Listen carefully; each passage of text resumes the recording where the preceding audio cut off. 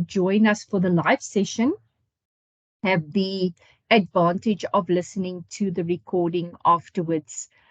So without further ado, permit me to start tonight's class, which is actually a very special session in which we are going to address two specific topics.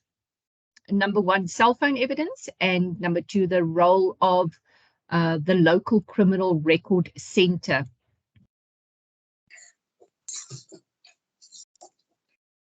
So our guest tonight is a lady by the name of Colonel Sikipa. Colonel Sikipa has been a police official for 20 years, and she is currently a colonel at the South African Police Services Directorate for Priority Crime Investigations, also known as the DPCI.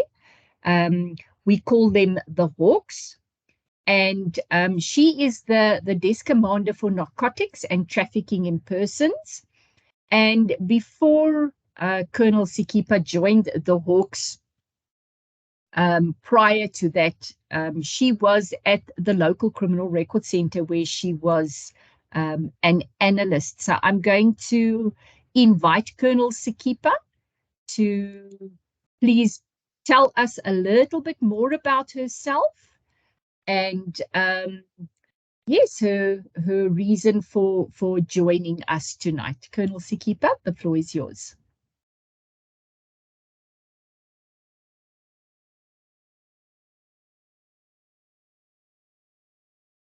Good evening, Prof. Hi, Colonel. How are you, my Prof? I'm well, Colonel. How are you?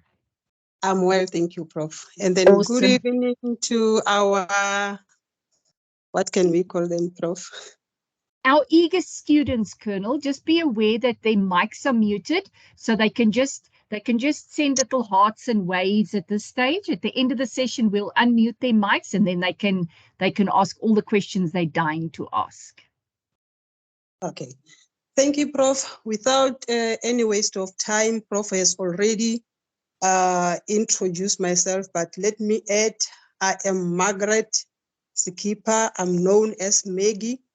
I'm the Colonel and Hawks. My experience, Prof has already indicated. I have, where do I start? I'm currently a student doing my PhD with UNISA, and then under the topic of human trafficking, where I am the desk commander, where I am working at the Hawks.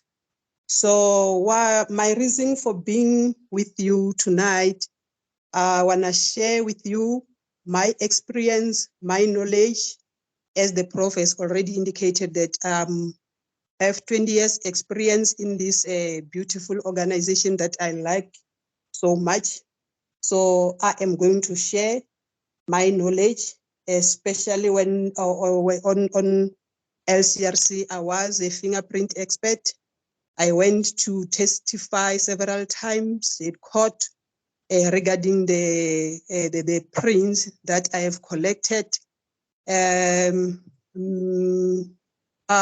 have so many convictions due to my work as I was a fingerprint expert. Thank you, Prof.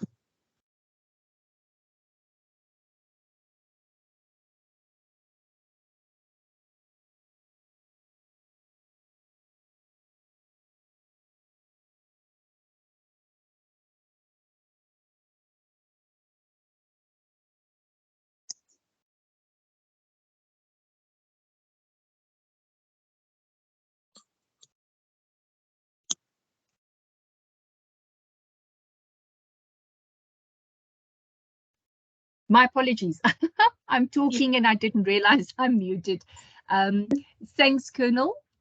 As mentioned, Colonel Sikipa will be chatting with us tonight about cell phones and cell phone evidence, more specifically in terms of also Section 205 subpoena, and what that means in layman's terms.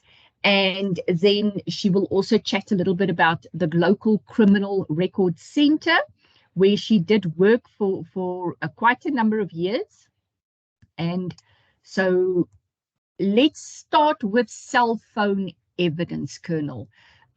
Chat with us a little bit about cell phones, the evidence that one might get from a cell phone. Is it valuable in your investigations? And then also just chat a little bit with us about a Section 205 subpoena. Thank you, Prof. Before I start, let me indicate that both cell phone evidence and the LCRC functions support the investigation.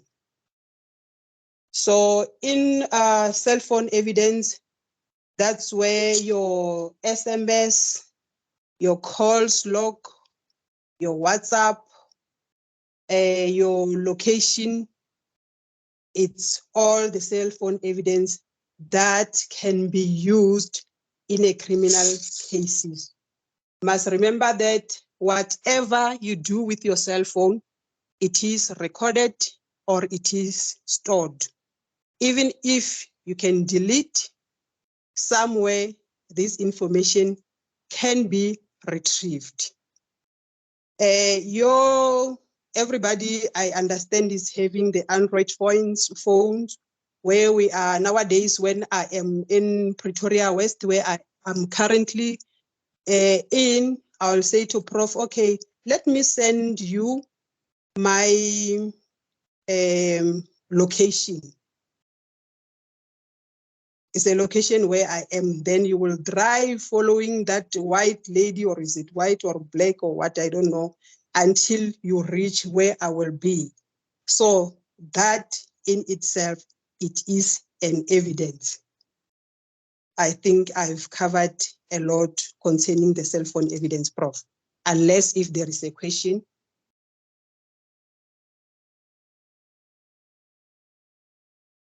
Prof? Margaret, perhaps you can just chat with us a little bit about who may access the cell phone data from Vodacom or MTN or Cell C.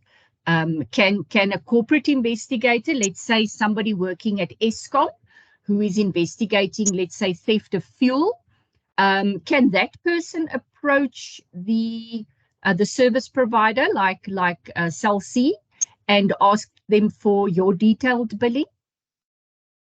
Thank you, Prof. The information that I got today, my experience was, because I've been in the police since I've started like earning a salary. This is my first job. So my information was only the investigating officer can access that information through our courts, whereby the investigator will apply for Section 205, and then that, after being granted, it will be taken to the service providers, and then that's where we'll be able to have the information. But I was corrected today that even private investigator can approach the court and ask access, or ask, I don't know, based on private investigation, what is they will be referring to. And then that's where he or she can be able to access the service provider, and then he or she will be given that data. Colonel, yeah, for me, that is now very interesting, because it's the first time that I've heard that this is possible for a corporate investigator. Did this person tell you under which legislation? Because remember, only a police official can ask for a Section 205 subpoena, can approach the court for a Section 205 subpoena, if the person is appointed in terms of the South African Police Service Act. Did this person, was this person able to tell you in terms of what legislation a corporate investigator may so approach the courts? My apology, Prof, because I didn't reach that, but the person is accessible. Maybe I can have you a minute and then ask that person, because to my knowledge, if it is in a corporate environment and there is maybe a theft, if they open the case, that's where the investigator whom the case is allocated to will do that process. But I was told, like I've already indicated, that no, even the private investigator, because you'll remember, Prof, some of the cases will only be dealt inside the organization. It's their internal investigation. Okay, Colonel, I'll be very, very pleased if you can find out that information. For the simple reason, I do not want our students to be under a legislative misconception in terms of what they may and may not do in a corporate environment. So I want to put a disclaimer in terms of what the Colonel has said. The colonel has said that at her office she was advised that a corporate detective may also approach the court for a Section 205 subpoena. I'm going to ask you to not yet take that as fact until that person, and it's not that I distrust the colonel, it's just that I need to be able to have you ground whatever is said in legislative, how can I say, capacity. So a police official can most certainly approach the courts. I have not seen any piece of legislation where a corporate detective, who is nothing other than a normal citizen, he has no special capabilities. There's no special powers that a corporate or a forensic investigator has, can approach the courts. And until we don't have that confirmation, I'm going to ask that we not take this yet as fact. My apologies, Colonel, if it sounds like I'm distrusting you. But we are in an investigative environment, and therefore I'm going to have to ask that whatever we tell our students, we will be able to back up with a legislative or a decided court case. So I'm going to ask that you proceed with the LCRC, and let's finish the session with the LCRC, and then we can take a quick pause, and you can contact your colleague for clarification, if that's okay with you, Colonel. Thank you, Prof. Maybe let me clear this. Like I've already indicated, we also discussed this last week, Prof. This is the information that I just got today when I approached my colleague. I just want to make this clear. I also have experience and knowledge that only the police officer can approach the court and do that process. So I was puzzled when my colleague told me, no, even the corporate investigator, but it is fine. I don't have any problem, Prof. I was just putting it on the table. Maybe one of the students also have that. You remember when we discussed our first question paper, some of the students' answers were like, yes, even the corporate investigator can do 1, 2, 3. So I do not have a problem. After sharing the knowledge with LCRC, I will contact my colleague so that our students are clear, Prof. Yeah, okay. Now I see one of our students has put a comment on here that it was possible in the past to gain access to such information, but it was done outside the bounds of the law. And this was highlighted in the case of the murder of the detective Kinnear in Cape Town. So yes, what Tobias has said, You can obtain such information, but you cannot use it in a court of law. And that is as far as the decided cases that I've had access to and the experience that I've had. But yes, let's carry on with the section on the LCRC. Colonel Sikipa, tell us a little bit about, let's first of all start. Who is the local criminal record center? Thank you, Prof. The local criminal record center, it's a section under the South African Police Service, whereby specialize in evidence like your fingerprints.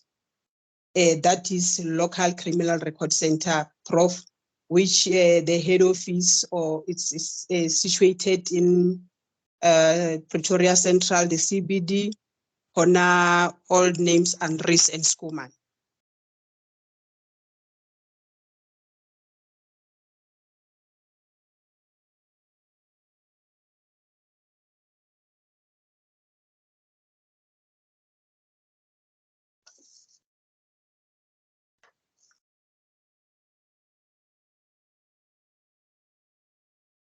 Colonel, thank you. So tell me quickly, must something happen before they are called to a scene?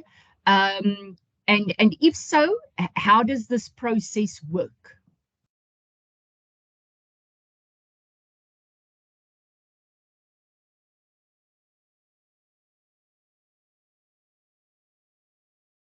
Prof, I didn't capture that. I had some network problem. May you please repeat? No worries, Colonel. We know we live in South Africa, so we're used to network problems. So the local criminal record center, how do they operate? So in other words, do they just sit in an office and wait for somebody to phone them to come and do something? You said you did fingerprints, so how did you get to a scene to know to take fingerprints? Thank you, Prof. Let me start here. Let's say the crime has been committed, for an example, housebreaking and theft committed at Pretoria West. The complainant will open the case by either going to the police station or calling the police uniform, will go to the crime scene and open the case. Then the investigator of that case will arrange or register the case with the local criminal record center, whereby that case, having the case number, will be then registered on fingerprint system. That's where it starts. And then a forensic analyst or expert will be then given that case. He or she will go to attend that crime scene. And then the purpose of attending that crime scene is to collect the evidence from the crime scene. What type of evidence are collected from the, for an example, housebreaking and theft case? There we are having evidence like fingerprint, the footprints, the DNA, which will be left maybe when the suspect, let's say he or she gained the entry over the window or through the window, and then he or she cuts himself, and then there will be a blood left maybe on that window pane or whatsoever. Then the fingerprint expert will swap using the resources that he or she will be carrying, will swap that blood and then put that swap inside the exhibit bag, whereby it will be taken to the forensic laboratory, which is the biology section. That's where the analysis will be done and then that blood which has been swapped at the crime scene, they will be able to say this blood belongs to Colonel Sikipa. And then after that, before that, let's say it's a fingerprint.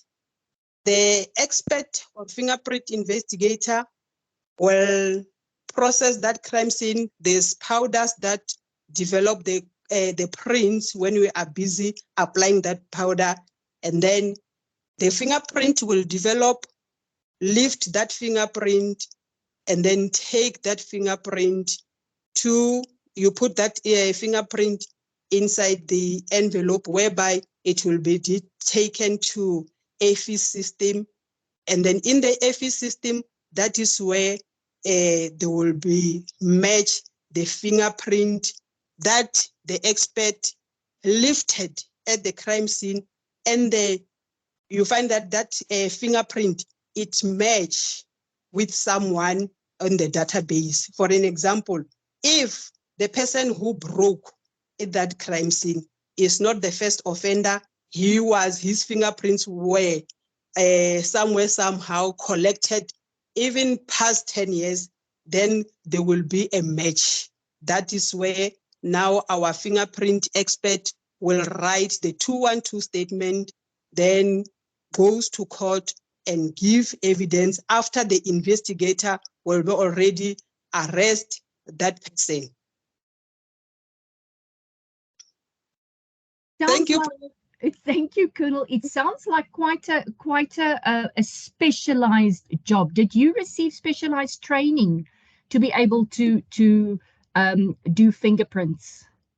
Yes, Prof. Not everybody can do that. When we are doing it, someone may say, it's like moving the brush. Everybody can do that, but it's not like that, because while we are busy with moving that brush, there are there are the fingerprints patterns that will develop, that are there is certain number of points that are expected or that are taken as a proper fingerprint in our court of law. So yes, you must be trained. There is a internal courses that you go through. For that, you are just being a fingerprint investigator. Then to be an expert, fingerprint and expert, it's a lot of work. There must be a panel, and then you do the crime scene from the beginning till the end. You demonstrate to the panel. You find that panel, maybe they are plus minus 10 from maybe all the LCRC commanders. That is where, after they are satisfied that you know your story, you can win the case in court, because you know how to match the fingerprints, you know the ridges, you know everything about the fingerprints, palm prints. That is where you will be awarded with a certificate that now you are a fingerprint expert. And then if you are just a fingerprint investigator, when the investigators subpoenaed you to go and give evidence in court, you do not go alone, because you are just a fingerprint investigator. You've just collected, but you cannot say, yes, I am an expert. I do research on a daily basis. I know the ridges and everything. You give your evidence as an investigator, then myself as an expert, I will give the evidence as an expert. That sounds impressive. So, Colonel, when you entered the police just as a normal person, hey, so you didn't come with any special skills or anything that makes you an expert. But why I'm asking this is I get a lot of students that ask me, but can they become a fingerprint expert with with just a BA qualification. So if they go into the police with a BA forensic qualification, will they be able to go and work at LCRC? Obviously, get the necessary training, but will they be able to do that? Yes, Prof. Let me give something about myself. I never dreamed of being a police officer. After matric, I went to Pretoria Tech, where then it was called Pretoria Technikon. I studied public management until to the B Tech level. Then after that, I didn't get a job. And then when I was in town, Prof, just doing my shopping, I saw lots of people at next to the recruitment office. That's where I asked what's happening there. They said, no, they are hiring police officers. I said, okay, let me go and try, because I've completed my BTech degree in public management. Now I'm doing nothing. I don't want to go back to Limpopo. I then completed the form. And then it was like a calling, Prof, because one form I was called to come and do everything. And then the last step was come and sign your appointment date. From there, I work at the police station, opening case dockets, crime prevention. And then I was promoted from police station in 2009. Then I joined the local criminal record center. That is where my experience of LCRC started. By then, I didn't know anything about fingerprint, but I was trained. And then out of the love of what I was doing, I said, no, my public management degree is not enough. Let me register for a policing. I registered my policing. I got my BTech degree in policing. Then I said, I'm moving on now as a forensic expert. I registered my BTech in forensic investigation. I completed it. I registered my master's in forensic investigation. I completed it. Now I'm busy with my PhD in forensic investigation. And then this one, the subject that we are dealing with now, 3701, I registered a, what is called this diploma? In security management. So I am also having knowledge, but on this one is based on academic. I didn't do security practical. Oh, thank you, Colonel. Thank you for sharing with us a little bit about your personal side. Hey, it's always nice to hear the story behind the story. Okay, so Colonel, so tell me, if I have a buddy that works at LCRC now, and I'm a corporate detective, and let's say there's a break-in at my company, can I get my buddy from the LCRC to come and do the fingerprints if there's no case registered? It is a big no, Prof. It is not allowed, because once a forensic investigator take a resource, which is a vehicle, there must be a case register. The commander must know where he or she is going and what is that person going to do.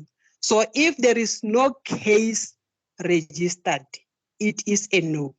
I used to get that when I was still at when I was still at a local criminal record center. Let's say my neighbor's house, they broke, and then because my neighbor knows that I'm working for fingerprint section, they will come and collect fingerprint. Yes, he's my neighbor. Tomorrow when I'm having a problem, I will run to that neighbor. What I will do, I will phone the station to go and open the case, and then I will communicate with the station commander that, look, I am part of the LCRC. I am in this vicinity where the incident happened. So I will register this case. I will attend to this case. For an example, Prof, you find that people cannot sleep where let's say the window is not fixed, waiting for the fingerprint person to come the following day. There must be a communication. It must be recorded somewhere until I obtain the case number. I can work that case, but I will have to record each and everything. But for the issue of bodies, it does not work like that. Thank you so much. I see we have a question on the chat. Bongimkosi asks, in the case of blood taken at the scene, will that blood give you the suspect immediately, or will you give you the result if that person has a previous conviction? So if the DNA was not captured before, are you going to get that suspect if he commits another crime? And that is when he or she will be swabbed and the record will pick him up. So I think what is being asked, that if you take does LCRC do blood swabs, or is this done by the people from forensics? We swap the blood as the LCRC from the crime scene, and then we take that swab to the forensic analyst, which is the biology section. Okay, and then they put it in, they run it through a system. If that person's DNA is not on the system, then obviously there's going to be nothing. But then there is now a record of that person's DNA. Is that correct? He's correct. If there is a record, it will be a match. Okay. If there is nothing, that will be put or placed on the database. If that person commits the crime next time, then it will match. Okay. All right. Okay, Bonginkosi, I hope that has answered your question.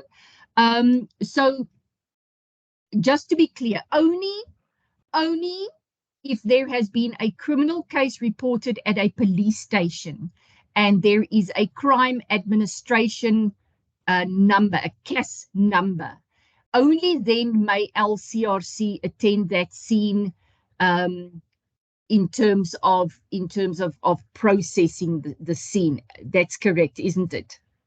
Yes, Prof. Okay, all right. I see Tobias has made a comment that it's important to note that it's a national, I'm assuming it's a national database.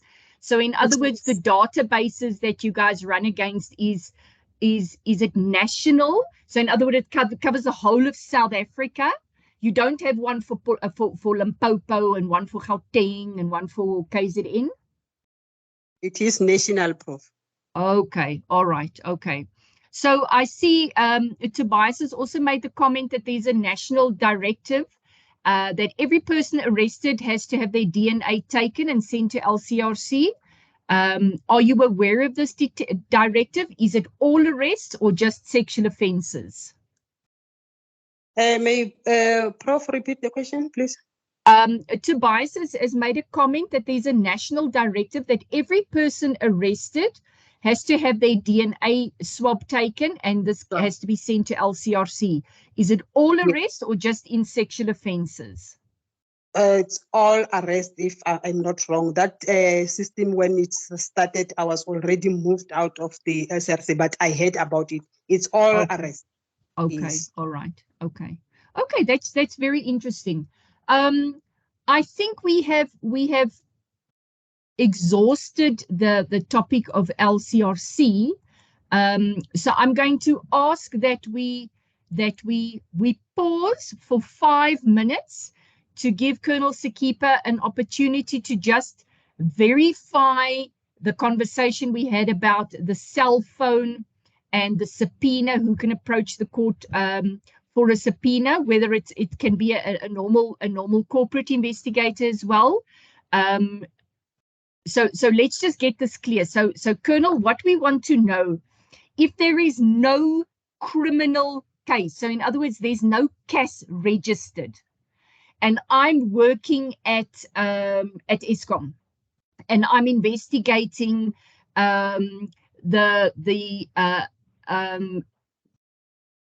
somebody is in possession of a laptop that they're not allowed to be in possession for. May I approach the court for a Section 205 subpoena? It's just a departmental investigation. That is what we need to know. It's a different case where the corporate detective is working hand in hand with a SAPS detective. And the SAPS detective is running all the legislative and legal things, but that because there are numerous such investigations. But we need to know, we just need to know, can a normal corporate detective, a private detective for that matter, approach the court for a Section 205 subpoena? Students, we're just going to take a 5-minute break and give Colonel Sikipa time to just clarify this with her colleague. You can go grab some water and then you can come back. Thank you, Prof. Let me consult.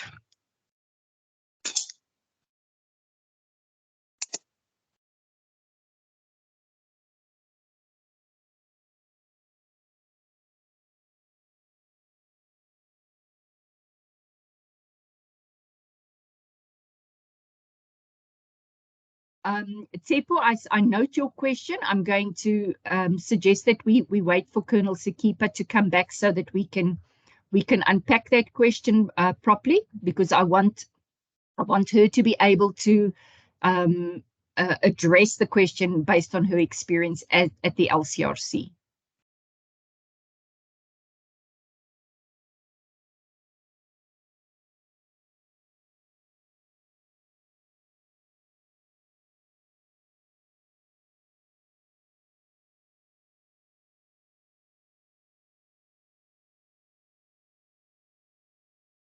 Rabu, I take note of your question. We will have Colonel Sikipa answer these questions when she comes back.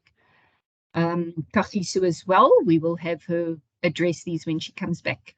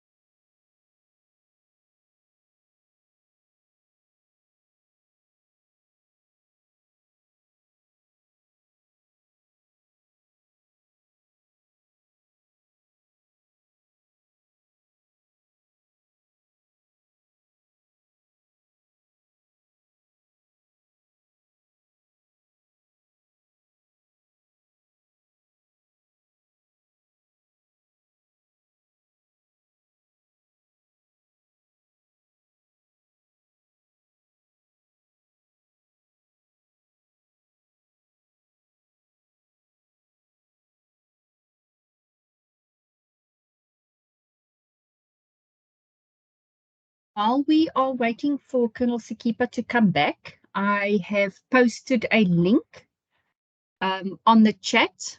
It's just a short survey that I want to do to make sure that when we plan such future events that we can do so taking into consideration your needs and any comments that you have perhaps made in terms of the the class tonight. So please do take some time now or directly after the class and please give us some feedback.